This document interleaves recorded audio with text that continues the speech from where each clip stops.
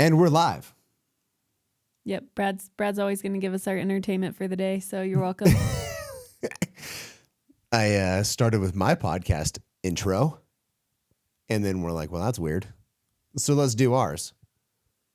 And I don't know how it got all started with and we're live, but that kind of just became a thing. It's like the little live light, like on air. There you go. Live. I don't know. You started it. It started and became a thing, and here we are. You're welcome, guys. We have had a little bit of a wild ride. That seems to be the case every week. But I think if you're trying to do things in life, it's going to be a wild ride. It's true. It's always something new every week, which we love. And we're always pushing for growth and expansion. And when you do that, it's not a straight path. What? Weird. It's a little bumpy. Okay, a lot of bumpy. It's a lot of bumpy. That's why you have suspension on your bike. Yes. That's why Much you needed. plan for the chaos. You plan for the trials. You plan for the pivotal moments that seem to be continuous in life.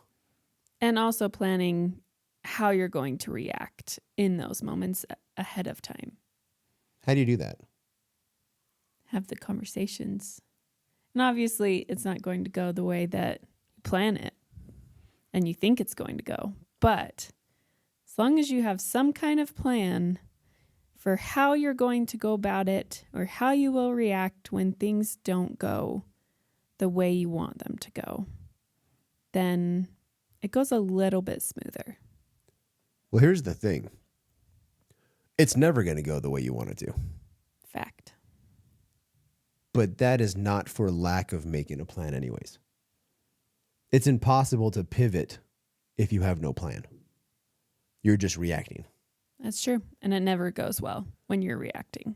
And it's not like the plan that you set in place will be 100% wrong. It might be 90% accurate. I think often about that analogy. Maybe you as the listener have seen this.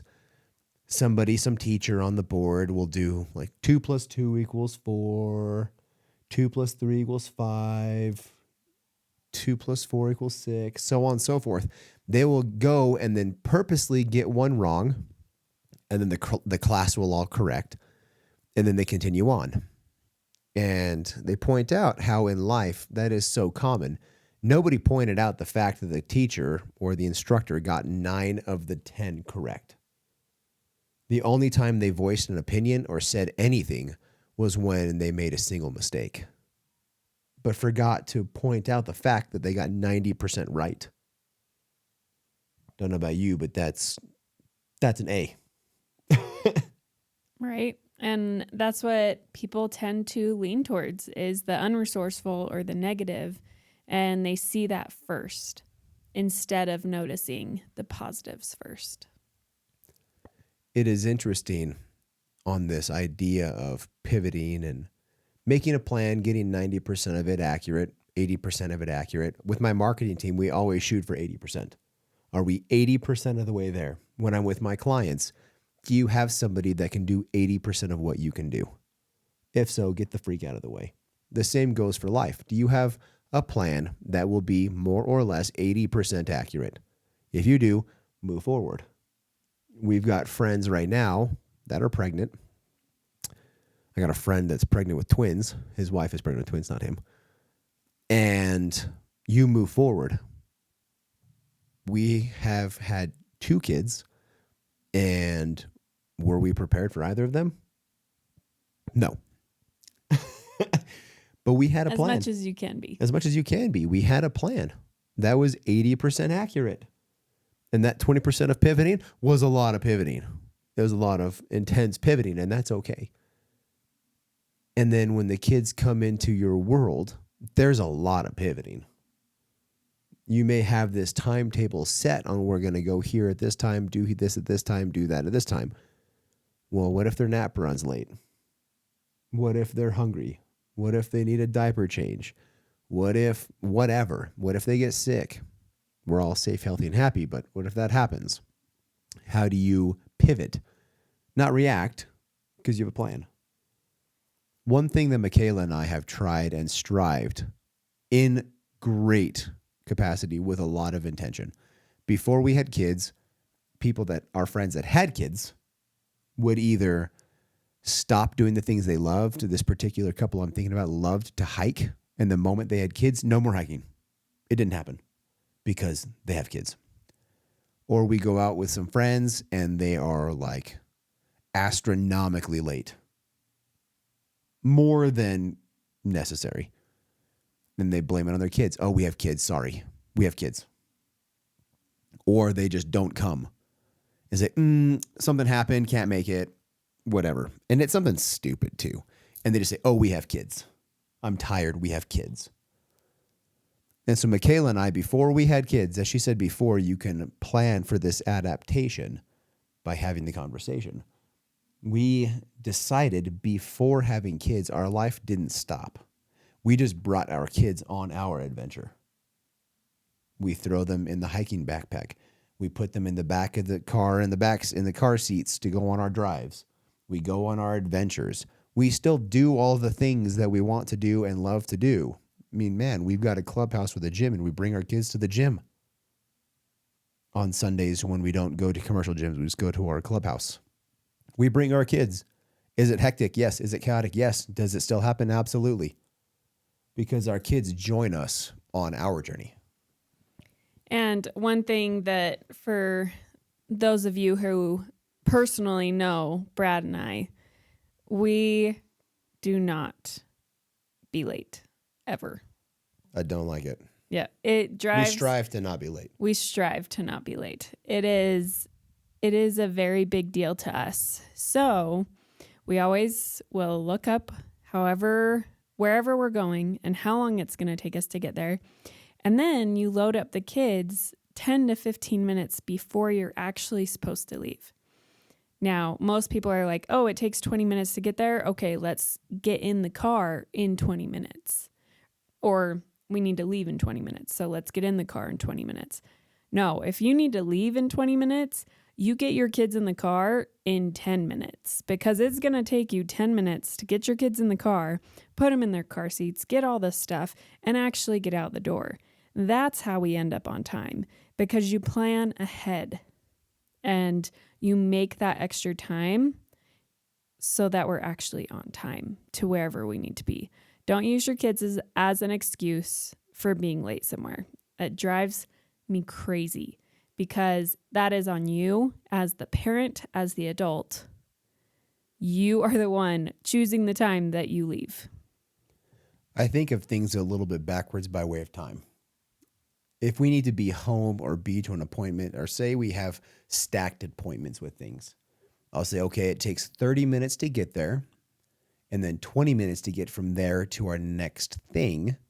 And we need to be to that thing by 2 o'clock and say it's noon. We have 2 hours from now to that next appointment. Well, I just stated 50 minutes of travel time. So I'll say we have 2 hours, 50 minutes of travel time alone, stack in 20 minutes of getting kids in and out of cars. Now, what are we left with? 50 minutes total that we can spend at that one place at a maximum. And that's how we govern time. We take the travel out first. He's also analytical. So he sees everything in numbers. So he's going to do every number down to the very minute. Yeah. And it makes us on time. It does. So a big thing we wanted to get at with this episode is how does your relationship change when you have kids? And how do you prioritize your relationship once you have kids? Because I feel like when people get married and you have this newlywed stage and this honeymoon phase, and then you have kids and you bring kids into it, there's a huge transition there, and you have to talk about it beforehand.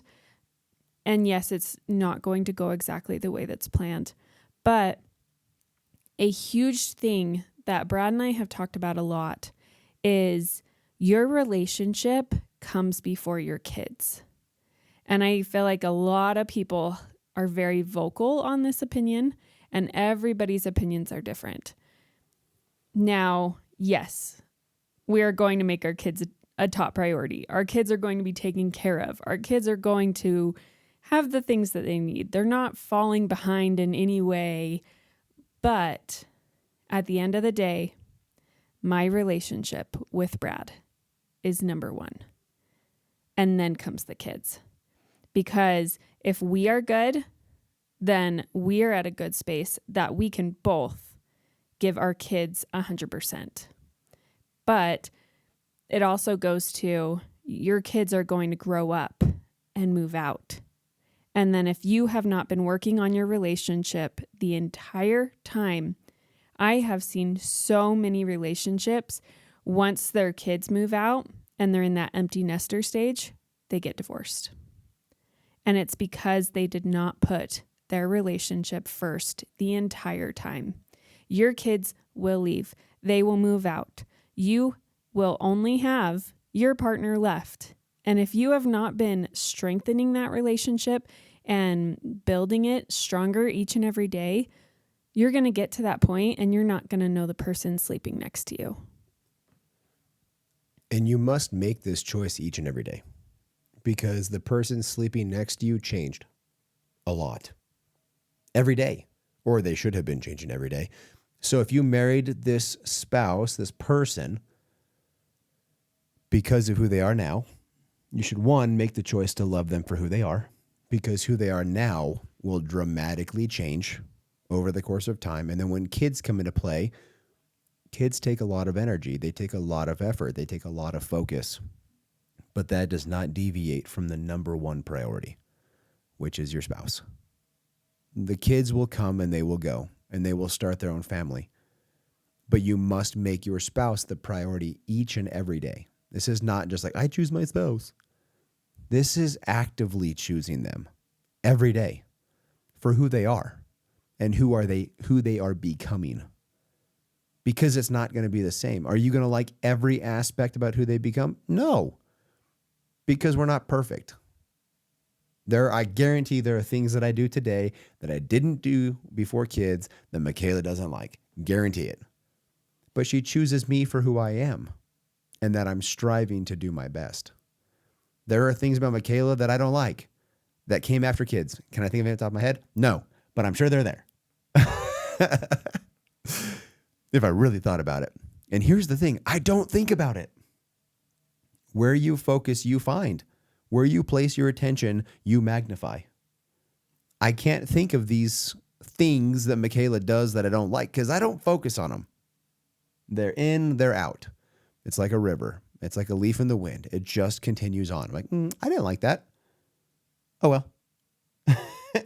And we move forward. And if it's a reoccurring situation that I don't like, guess what? We talk about it. And I say, hey, you keep doing this thing. I'm not a big fan of it. Is there something we can do to work around it? Or create a new habit or a new ritual or a new something, whatever it is. But if it's reoccurring in my brain and I can't just let it flow, well, then we have a conversation and find a middle ground. There's commonality in all things. But that comes by way of choice. That comes by way of intention. That comes by way of focus. And yes, we love our kids. Yes, we spoil the crap out of our kids. We give them the things that we feel will help them grow. The other day, we had a massive meltdown because we wouldn't get Bingham a 3-foot wide bunny because he wanted it so bad. We don't give them everything they want because that just creates spoiled little brats. But we give them the things that help them grow. We give them opportunities that help them grow. We push them in ways that help them grow. And it's not always comfortable. It's not always easy. It's not always fun. And we also, in your relationship, you're going to go through seasons. Things are going to change, especially when you have kids. Now, let's go to first year postpartum after having kids. Heck, let's go before that, pregnancy. We went into pregnancy being like, all right, this is going to be rocky. because some women have great pregnancies and they are better when they're pregnant. Other women have horrible pregnancies and are just miserable the entire time. And guess what, men? You're going to have to step up a little bit while she's growing this baby. And it's not going to be easy. And she's going to have cravings and she's going to probably spend a little bit more money on food. And it's going to be different. And you have to pivot and you have to adjust and have to understand that this is just a season. And then you go into postpartum and you're trying to understand how to take care of another person who's 100% dependent on you. And then also women who are trying to figure out your identity and trying to figure out who you are as a mom, but also not losing yourself and taking care of yourself postpartum. That's really hard. And a lot of times men struggle with that because men, you have these same hormones and you're just regular through the entire experience. Now, women, you have these crazy hormones when you're pregnant, and then you have this baby, and then you have these crazy other hormones when you're in postpartum, and it is a rocky roller coaster. And men, you have to be able to have grace and hold a safe space for the woman as she's trying to figure this out. But I can promise you it doesn't last forever. As long as you are pushing and growing, that you'll figure it out. And there may be 6 months, the first 6 months, that are really rocky when you're trying to figure these things out. But always understanding that you have to have grace with each other through these seasons, that it's not going to last forever. And that as long as you're still showing your partner and trying to express to your partner that I love you, I'm here for you, I know we're in a weird spot right now, but I want you to know that I'm still here and I care about you. I feel like it's the reassurance through these times that matters. Speaking of hormones, dudes, get your hormones checked. We live in a world, and now this podcast does go across the entire world. So if you're, I don't know, 18 to 50 years old, and you live in the United States of America, and you lived on food from the grocery store, we'll give all those caveats. Chances are your hormones are jacked up. That's a really high probability. Yes. And so get your hormones checked, get your testosterone checked, and not just your total testosterone, your free testosterone. Don't go to a general doctor. They won't know how to do this. A primary doctor. You have to go to a hormone specialist. Going to a hormone specialist, getting your blood panels done, getting checked, and getting your blood panels done every 6 months. If you have insurance, you should have insurance. If you have health insurance, this is 100% covered for most insurances. Get it checked before you go do it because it can be rather pricey otherwise. But this is a preventive measure. And doing this allows you to fully show up. Take our advice from our experience. Our first year of marriage, my hormones were cracked out.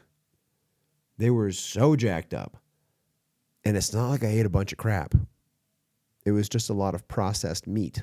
It was meat from the grocery store that had hormones in it and antibiotics in it and all the things, because we didn't have the ability to go buy a whole cow or half cow from a local farmer or a local rancher that was hormone and antibiotic free outside of just regular keeping the cow healthy.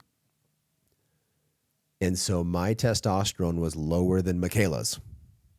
Funny enough. She made more testosterone than I did.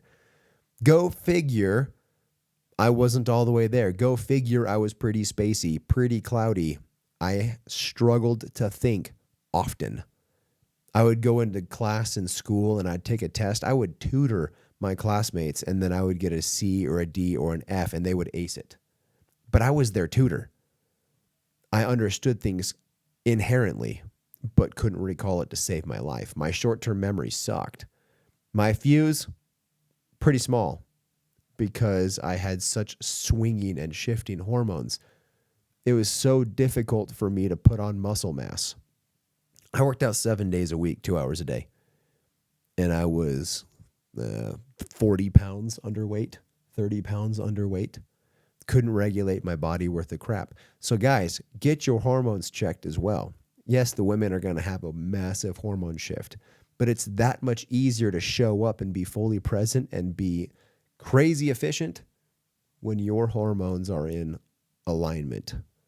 And yeah, is it the cheapest thing in the world? No. But you can be so much more efficient when you're on it, so you'll make a lot more money anyways. You can actually show up for your family. And I just want to say that especially when you're in the toddler stage and the young kid stage like we are, it's hard to put your partner first. And some easy ways that Brad and I have done this is weekly date nights. Boom. We've talked about this before. Create a date night that is just for you guys. Ours, it's every Wednesday. Every Wednesday is Brad and I's date night. That's what we do. And I look forward to that every single week because it's our time together without our kids. And I love that we get to show our kids the importance of our relationship and the importance in each other. And our kids get to grow up seeing that we make each other a priority. So showing up for each other, showing up for your relationship is the best thing that you can do for your kids. You show up for the things you love. You prioritize the things you love. The things you love the most get the highest priority.